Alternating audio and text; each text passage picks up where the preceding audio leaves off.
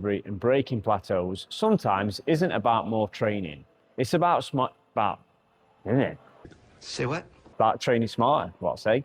Now, if you're constantly chasing the perfect training split only to feel more burnt out, more fatigue, more confused, you're not alone. Many high-performing people that I've coached in the past have also met these things that is sabotaging their ability to progress and their recovery.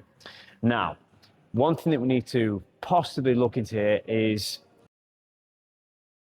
exercise that you're picking, because if your training split isn't optimized, this can be a big thing. Now, why would I know this?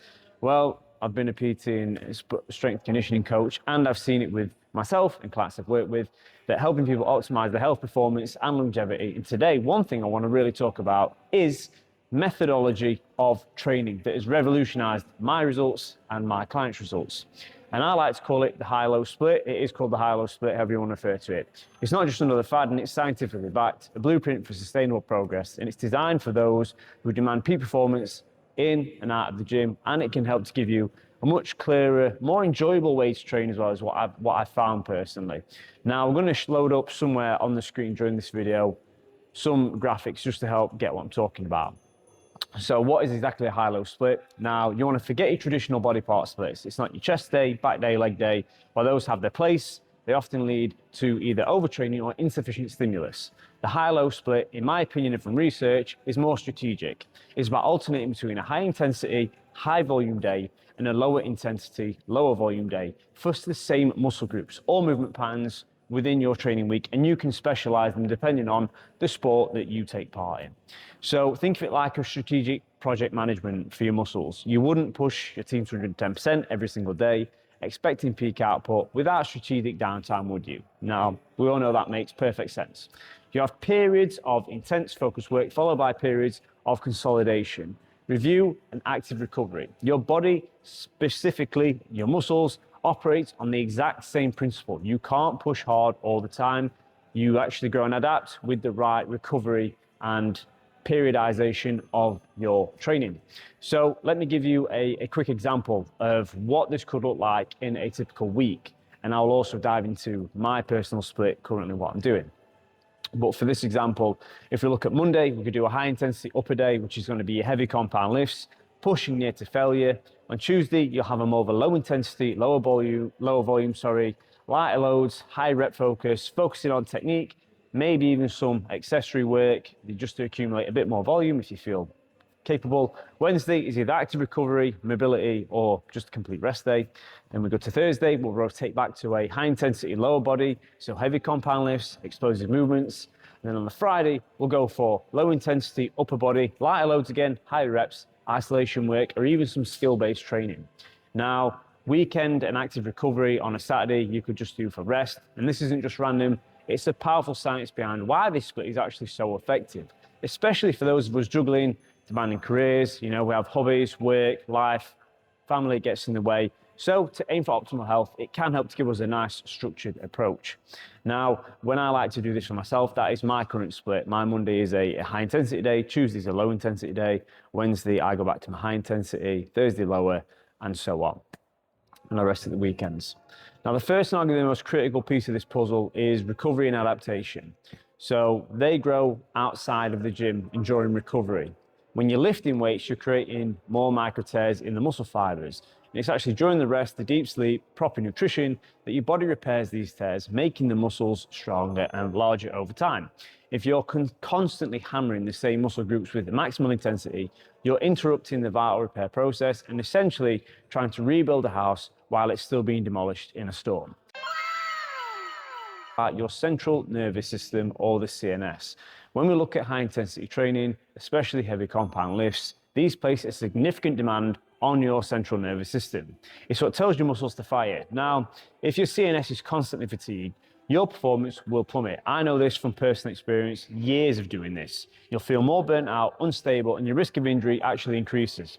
The high-low split strategically manages this. Your high intensity days tax the CNS, but your lower intensity days allow the crucial CNS recovery, preventing the dreaded burnout and ensuring you're fresh for your next high intensity session coming up later in. I love it. I just love it.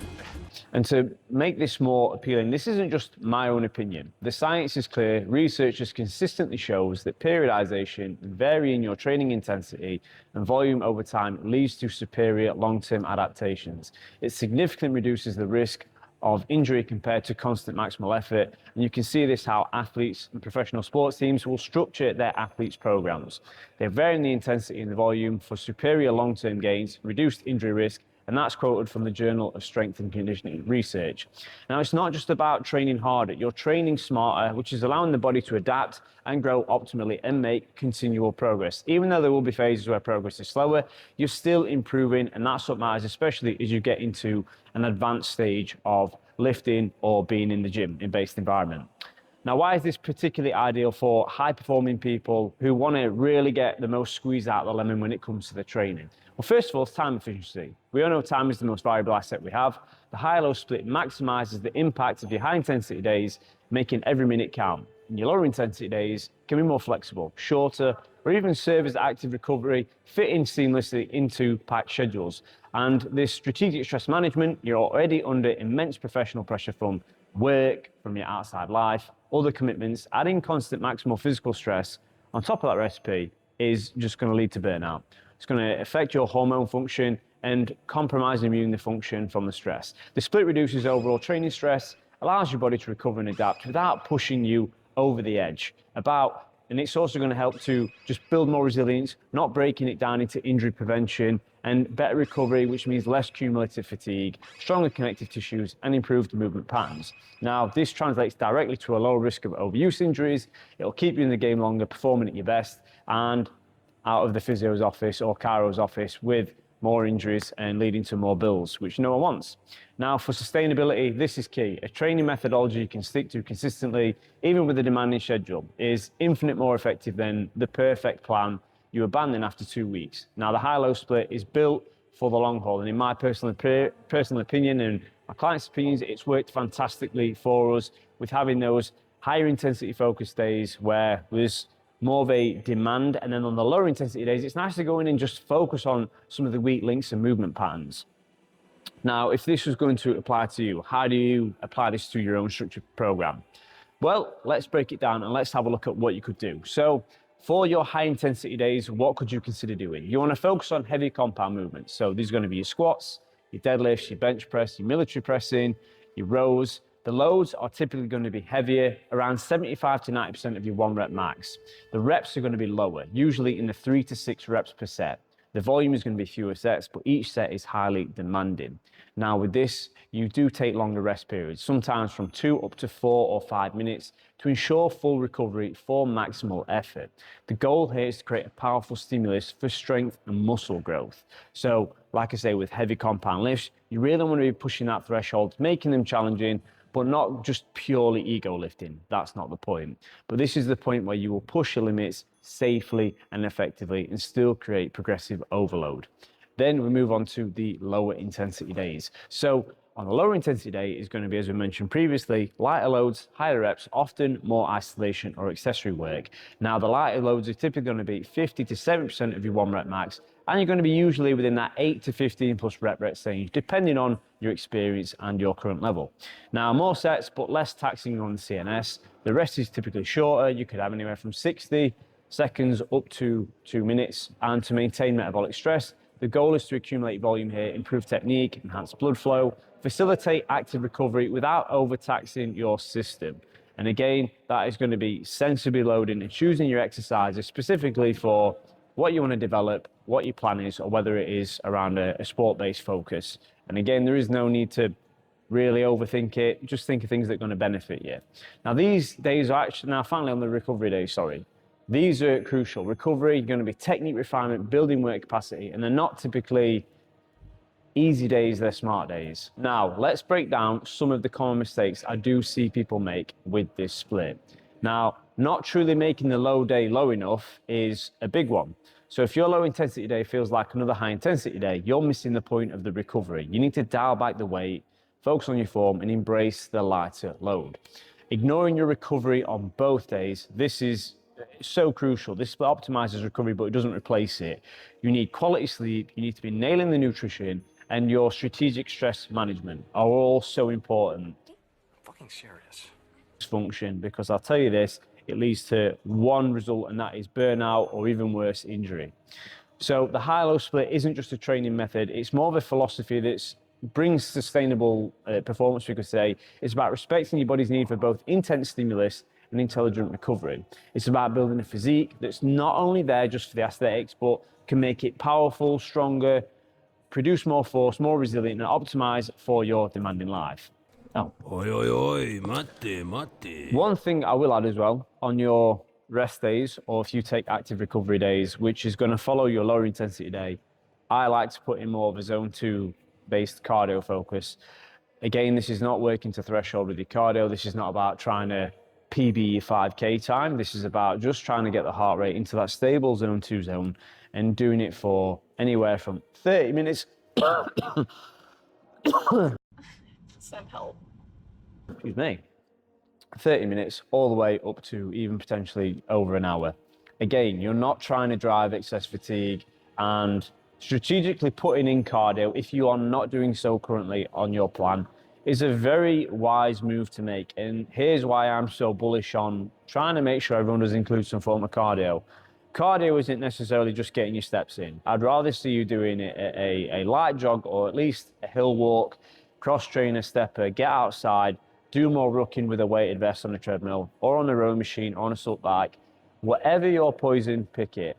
The point being that there's no point having, how I like to compare it to clients when they sort of question if they need cardio, is if I choose between having a really, really fancy looking car with a great body kit on and nice alloy wheels, and it's only got a 1 litre engine in, and I need it in a street race, it's kind of like all flash and no function. Whereas if I have an average looking car, but it's got a 4 litre V12 twin supercharged, talking like I know about engines here, because it's got the capacity to actually perform, that's what cardio does. Cardio isn't there to burn fat. Cardio is there to improve our ability for our heart and our lungs to function, improve your aerobic capacity, improving VO2 max. Again, I will strategically say, on your high intensity days, I like to do more sprints. On my lower intensity days, I could even include more of a lower interval, agility based framework that I like to include personally. And then on my Wednesdays, if you want to do a rest day or an active rest day, that's where more zone 2 cardio, I think, fills in the gaps.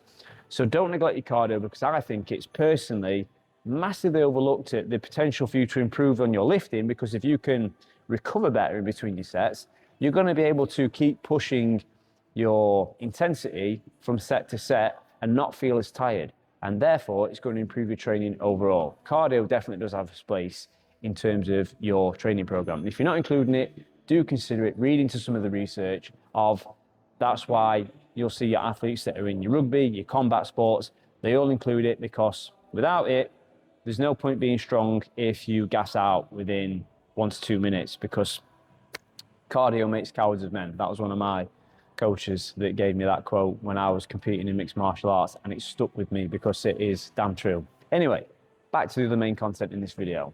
So to summarize this, I'd say stop chasing the latest fads that are coming out on social media, to stop feeling burnout, plateaued, and keep skipping from one program to the next, looking for perfection and giving it up too soon. That's not the idea of training. You want to be in this game for as long as possible.